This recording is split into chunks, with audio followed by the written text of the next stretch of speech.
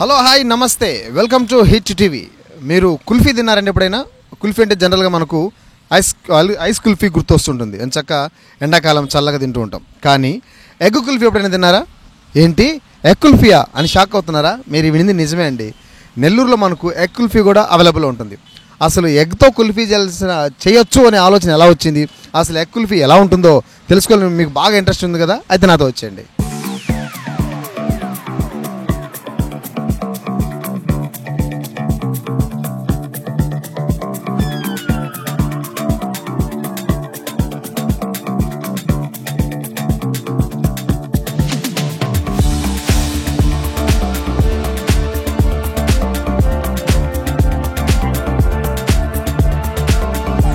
Right, మనతో నిర్వాహకులు ఉన్నారు. అసలు ఈ ఎగ్ కుల్ఫీ థాట్ ఎలా వచ్చిందో వారిని తెలుసుకుందాం. హలో అండి, నమస్తే, ఎలా ఉన్నారు? అండి బాగున్నాను.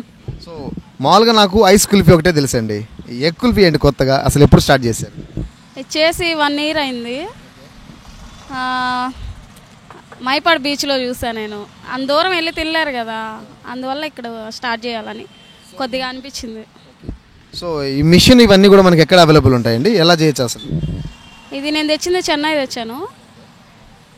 అది వేరే వాళ్ళ ద్వారా కనుక్కొని మా ఫ్రెండ్స్ ఇప్పించారు దాన్ని.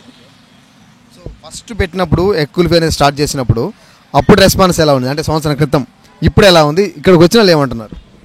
అప్పుడైతే ఏం జరగలేదు, తర్వాత బాగా అనుకున్నాం. ఇప్పుడైతే బాగుంది. మనం పెట్టిన తర్వాత 200 షాపులు ఓపెన్ అయినాయి. నెల్లూరులో కాదు, విజయవాడ, ఇంకా అన్ని జిల్లాల్లో ఓపెన్ అయినాయి మన వీడియో చూసిన తర్వాత. ఎలా ఉంటుందండి ప్రాసెస్, దీనికి ఒకసారి చెప్తారా? అది 2 eggs వేసి ఒక స్టిక్ అనేది వస్తుంది, అది పెడితే కుల్ఫీ టైప్ వస్తుంది.